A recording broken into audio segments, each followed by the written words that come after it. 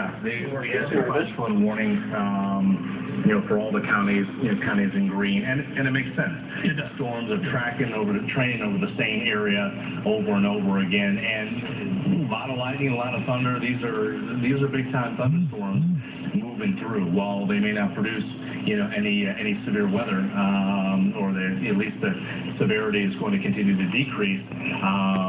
Definitely flooding could be a big concern. And we had this report earlier of some major flooding on Highway 412 going towards the casino. So we live careful, right here. Especially for the we live right here. That's going to be a separate type of storm. Yeah, and I do want to bring our attention back to this storm. The flash flooding is going to be a serious concern, but I want to bring our attention back to this storm just north of Springdale. We are picking up on a little bit of circulation. We live right here. This storm.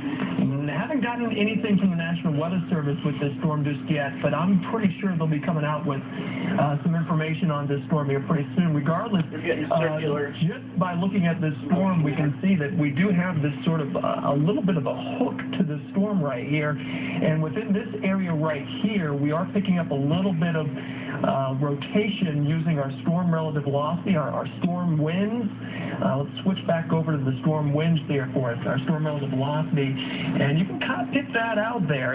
There is circulation right in through here, and so that's something we're going to have to watch for. Once again, no tornado warning with the storm, but certainly some rotation. Nothing from the National Weather Service on the storm just yet, but certainly something that... It says in Bentonville until 7:30 in the morning. Right now, and these circles, it means it's having circular rotations that's going to cause a...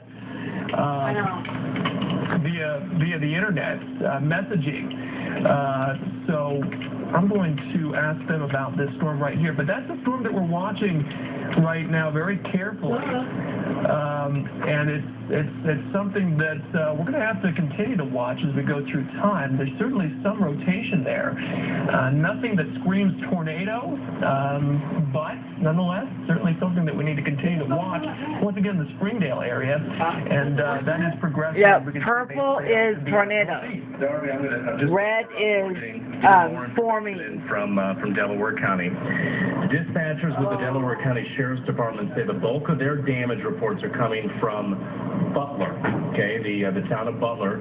They're getting reports of houses down, trees down, cars off the road. The fire department was hit. They are out working to assess the damage right now. So clearly a very sad situation, and I will say this, meteorologist Brittany Bell is on the way, and she will be there for the morning show, and we will have live pictures, and we will be getting out there. Yeah. So that's something that I just wanted to pass it along. Yeah, and so this is the area right here that we're talking about. This is the storm icon. This is new with our radar. We're able to click on these icons, and we've been showing you this for the past couple of months. But once again, this report that Drew just mentioned near Butler, we are talking about several homes destroyed, power poles snapped.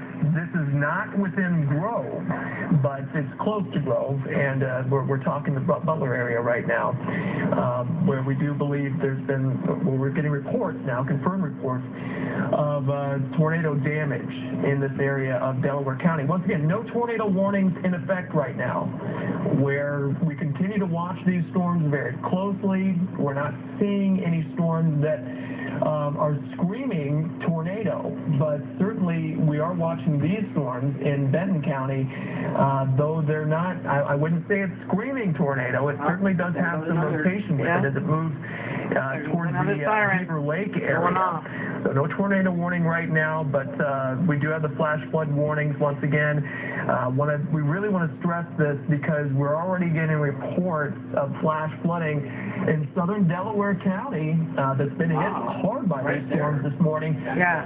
And so we do have this flash flood warning in effect until 7:30 this morning. That takes us right through the rush hour period this morning. And so if the storms have woken you up and you're watching us right now, wondering how how this is going to affect your morning commute.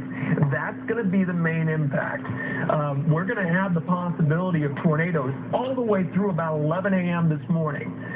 But the tornado threat is going to be an isolated threat. The flash flooding threat is going to be much more widespread, given that we have been seeing this very heavy rain here in secondary portions of northern Washington County already this morning. And you take a look at our radar, and you watch the movement with these the top of the refrigerator.